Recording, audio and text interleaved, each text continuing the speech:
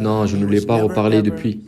Mais il n'aurait certainement jamais, sous l'administration Trump en tout cas, et je dis zéro chance, je ne dis pas, je ne pense pas, zéro chance qu'il l'aurait fait, et je lui en ai parlé, zéro chance.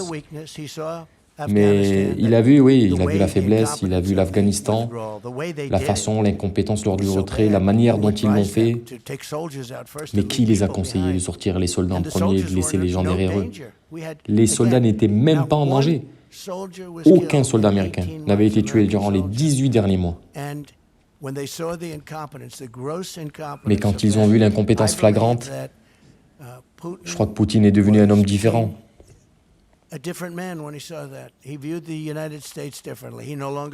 Il a commencé à voir les États-Unis d'un autre œil, à ne plus respecter les États-Unis, il ne respectait plus les États-Unis. Je crois que le président Xi de Chine est devenu un homme différent aussi quand il a vu tout ça.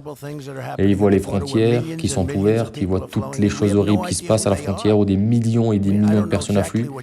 Nous n'avons aucune idée de qui ils sont. Je ne connais pas trop votre audience, si c'est des républicains ou pas, mais ou libéral,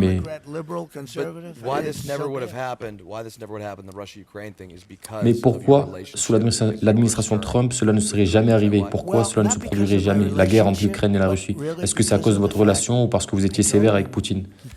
Non, pas à cause de notre relation, mais vraiment parce que je le lui ai dit. Je lui ai dit qu'il ne pouvait pas le faire. Alors, est-ce que vous pouvez prendre votre téléphone, passer un appel à Poutine et dire en tant que président, bon, vous n'êtes plus président, mais en tant que citoyen américain, pouvez-vous, avec un coup de fil, résoudre ce qui se passe? Tout d'abord, vous devez vraiment être dans une position où vous êtes président.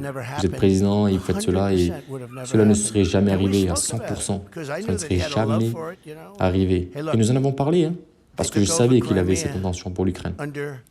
Écoutez, ils ont pris le contrôle de la Crimée sous la présidence d'Obama et Joe Biden.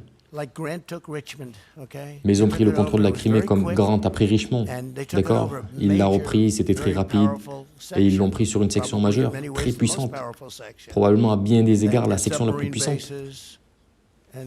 Ils ont leur base sous-marine, ils l'ont repris, et personne n'a rien fait à ce sujet. Sous la présidence de Bush, ils ont pris le contrôle de la Géorgie, et je ne parle pas de la Géorgie que nous connaissons tous et aimons tous. Je parle de l'autre Géorgie. Et ils ont pris le relais, ils ont pris ça s'est passé très facilement, sans aucune répercussion, très facilement. Et maintenant, ils prennent la totalité du territoire sous la présence de Joe Biden. C'est vraiment honteux, c'est une situation honteuse. Ça ne serait jamais arrivé avec moi. Et nous avions parlé, hein. Poutine voulait vraiment l'Ukraine, il aimait l'Ukraine.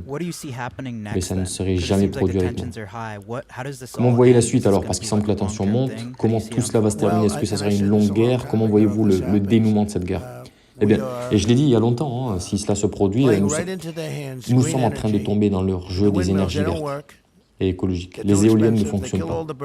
Ils sont trop chers, elles sont trop chères, ils tuent tous les oiseaux, ils ruinent vos paysages, et pourtant les écologistes aiment les éoliennes. Et je prêche ce discours depuis des années, les éoliennes, et j'ai d'ailleurs baissé leur nombre. Les éoliennes sont l'énergie la plus chère qu'il puisse y avoir, et elles ne fonctionnent pas.